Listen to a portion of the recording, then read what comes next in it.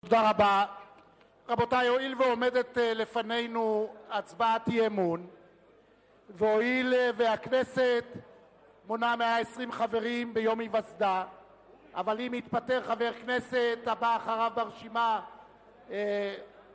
נבחר מיידית כחבר כנסת בתום מועד פקיעת חברותו של החבר כנסת המתפטר, לפני הצבעת אי-אמון אנחנו מחויבים לאפשר לחברת הכנסת החדשה הבאה במקומו של חבר הכנסת והשר לשעבר אופיר פינס להישבע אמונים על מנת שגם היא תוכל להשתתף בהצבעת האי-אמון, ולכן הצבעת האי-אמון תקדם, הצבעת האי-אמון תאוחר עד אשר חברת הכנסת תצהיר הצהרת אמונים. חברי הכנסת הנכבדים, חבר הכנסת אופיר אקוניס, אני זוכר את יום השבעתך, אני בטוח, לא תזכור ימים רבים.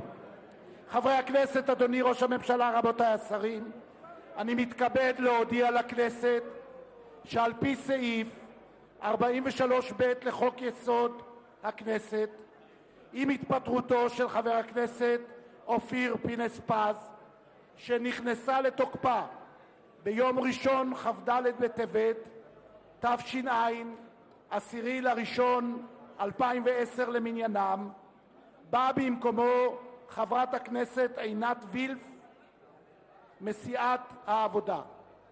בהתאם לסעיף 15 לחוק יסוד הכנסת, אני מזמין את חברת הכנסת עינת וילף לעלות לדוכן. חבר הכנסת פרוש.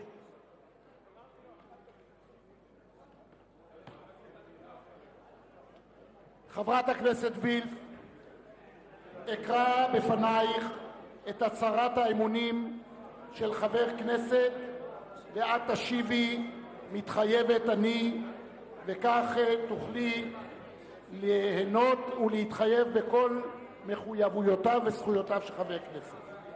וזה נוסח ההצהרה. חבר הכנסת עמיר פרץ: אני מתחייבת לשמור אמונים למדינת ישראל ולמלא באמונה את שליחותי בכנסת.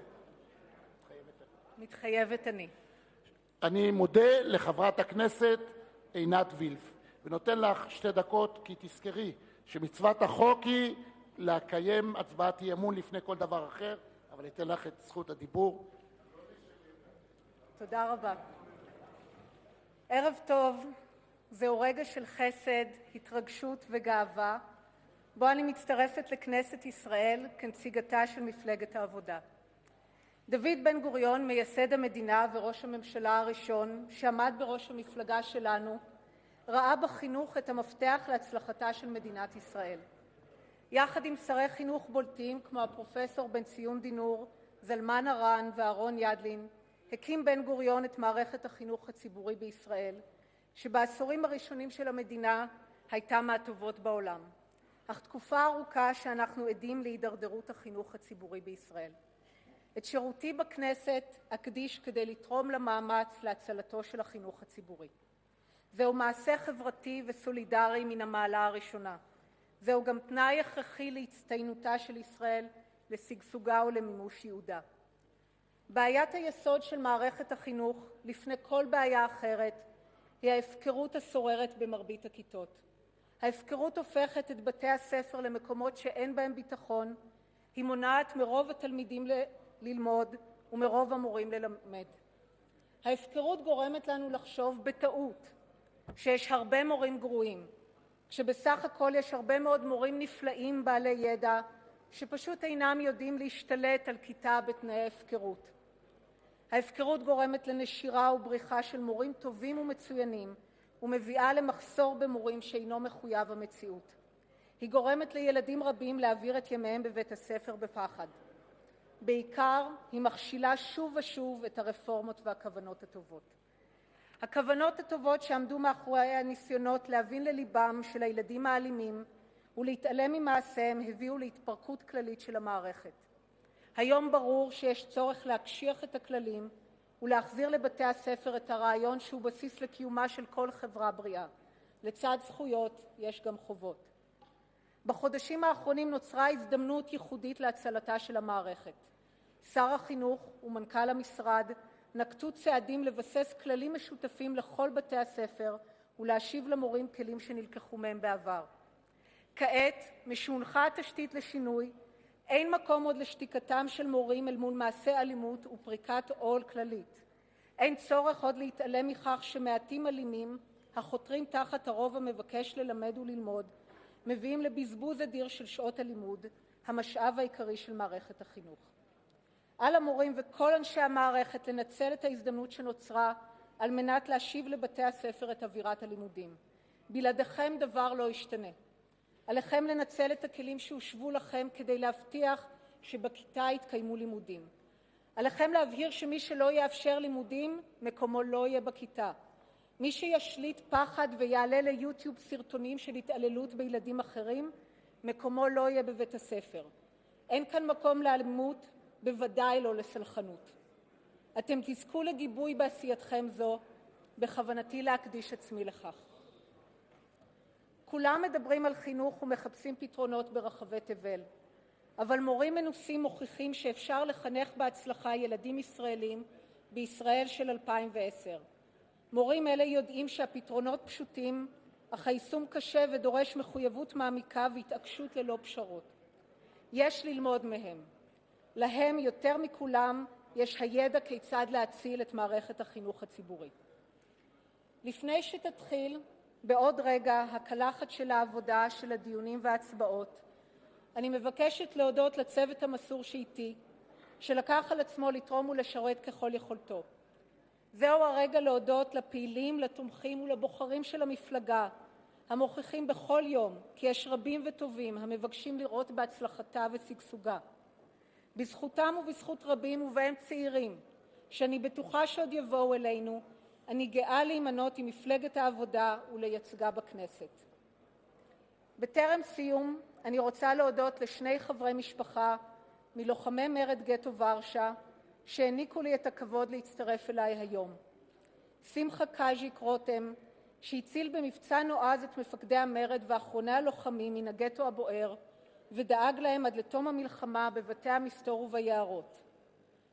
לובה גביסר, קשרית, שהחביאה בדירתה את מנהיגי המרד ציוויה לובטקין, אנטק צוקרמן ומרק אדלמן, ויצאה בשמם לשליחויות שבהן סיכנה את חייה.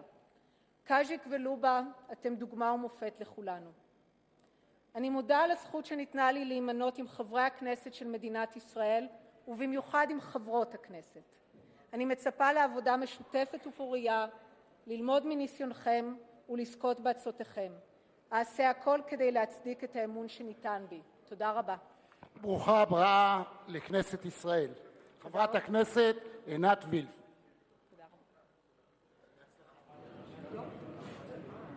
ומיד ניגש לחובתנו.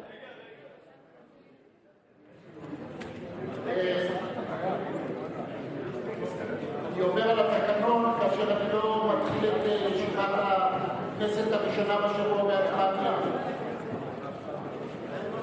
רבותיי, חברת הכנסת וילף, אדוני הסדרן, תוביל את חברת הכנסת וילף למקומה. תוביל אותה למקומה, ולאחר מכן תהיה הזדמנות לכל חברי הכנסת לברך אותה. בבקשה. גם תחנוך אותה בהצבעתה. חברת הכנסת וילף, אני מבקש ממך לגשת למקומך.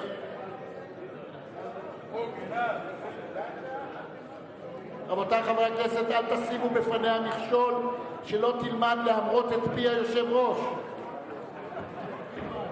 כבר אתם רוצים להפיל אותה בישיבה הראשונה? נא לשבת, חברת הכנסת וילף, נא לשבת. רבותי,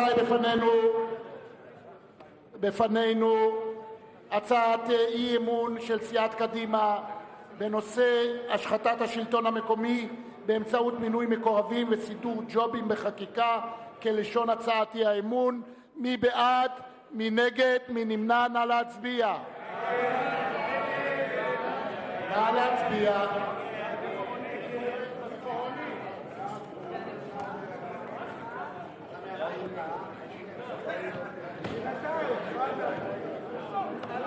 שלושים בעד בעוד 61 נגד ואחד נמנע. אני קובע שהצעת האי-אמון לא נתקבלה. אנחנו עוברים להצעת אי-אמון של סיעות בל"ד, רע"ם-תע"ל וחד"ש, אשר מבקשים להביע אי-אמון בממשלה בשל מדיניות ישראל בגולן, הבנייה בהתנחלויות, ההתנכלות לתושבי הגולן הסורים. רבותי חברי הכנסת, נא להצביע. מי בעד? מי נגד? מי נמנע? נא להצביע.